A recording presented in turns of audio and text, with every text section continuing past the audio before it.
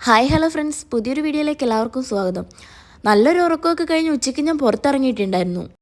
Uber നോക്കിയപ്പോൾ കാറിനും ഓട്ടോയ്ക്കൊക്കെ ഞാൻ താമസിക്കുന്നിടത്ത് നിന്ന് നല്ല ചാർജ് ആയതുകൊണ്ട് ഞാൻ ബൈക്ക് എടുത്തു കേട്ടോ. കാരണം ബൈക്ക് സർവീസ് തുടങ്ങിയിട്ടുണ്ടായിരുന്നു. അങ്ങനെ നേരെ ലുലു വന്നു. നല്ല വിശപ്പുണ്ടായിരുന്നു.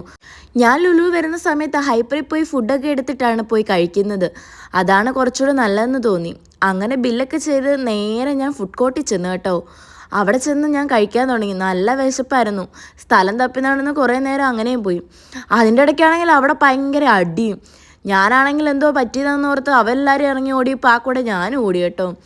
ഇതാരാ നിൽക്കുന്നതെന്നറിയോ? നമ്മുടെ അലിൻ ജോസഫ്. കണ്ടിട്ട് മിണ്ടാനൊന്നും പോയില്ല കേട്ടോ, പിന്നെ തലയിലാവും. അങ്ങനെ ആ കാഴ്ചയൊക്കെ കണ്ട് കുറച്ചു നേരം അതിലേക്ക് നടന്നു. അപ്പോഴത്തേക്കും ഒരു ആൻറ്റി വന്നിരുന്നു, സംസാരിച്ചിട്ടുണ്ടായിരുന്നു. എന്തൊക്കെയോ ചോദിച്ചു. ഞാനും തിരിച്ച് വർത്താനം പറഞ്ഞു. ബോറടിക്കണ്ടല്ലോ. അതിൻ്റെ ഇടയ്ക്ക് അവരുടെ സംസാരമൊക്കെ കേട്ട് കുറച്ച് നേരമൊക്കെ അവിടെ നിന്നു. പിന്നെ ഞാൻ ബോറടിച്ചപ്പോൾ അവിടെ പോയി ഇരുന്നു. കുറേ ഫോട്ടോയൊക്കെ എടുത്തു. അന്നേരത്തേക്ക് ഇച്ച വന്നു കേട്ടോ. എന്നോട് 3:30 വരാമെന്ന് പറഞ്ഞിട്ട് 6 മണി ആയപ്പോഴാണ് വന്നേ. നേരെ ഞങ്ങൾ പിന്നെ അവിടെ നിന്ന് ഇറങ്ങി ഒരു ജ്യൂസ് കുടിക്കാൻ വേണ്ടി പോയി കേട്ടോ.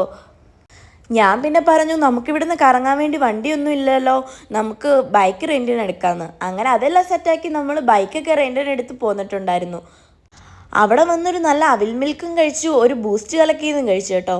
അടിപൊളി ടേസ്റ്റ് ആയിരുന്നു. നമ്മുടെ ഇവിടുത്തെ പോലത്തെ അവിൽ മിൽക്കൊന്നുമല്ല, നല്ല സൂപ്പർ. അങ്ങനെ മറൈൻ ഡ്രൈവിൽ ചെന്നു.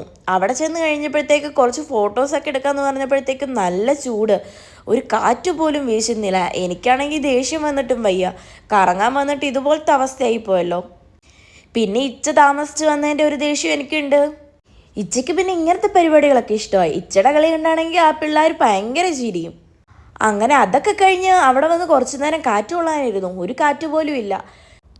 അങ്ങനെ ചെറിയ ചെറിയ കറക്കങ്ങളെല്ലാം കഴിഞ്ഞ് നേരെ നമ്മൾ റൂമിൽ പോയി ഫുഡ് കഴിച്ച് കിടക്കാൻ നിർത്തു. കാരണം രാവിലെ ഉച്ചയ്ക്ക് വേറെ മീറ്റിംഗ് ഉണ്ടേ. അപ്പോൾ ഓക്കെ, ബൈ.